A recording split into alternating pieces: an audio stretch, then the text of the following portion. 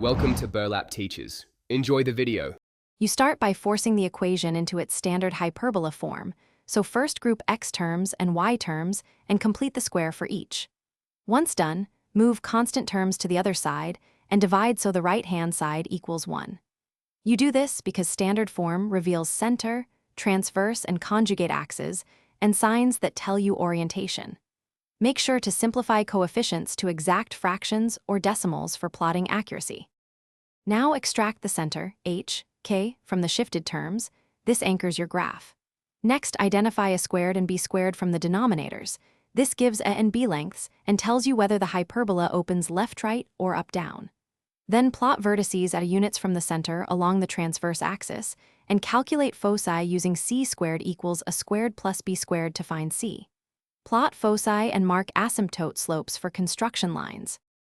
Finish by drawing the asymptotes as straight guide lines through the center using slopes from the a and b values. These guide the hyperbola branches. Then sketch the two branches so they pass through the vertices and approach the asymptotes, and label vertices and foci. Finally, verify your graph by substituting one or two sample points into the original equation to confirm they satisfy the hyperbola. If something looks wrong, recheck completing the. Thanks for watching. Consider subscribing if this video helped you.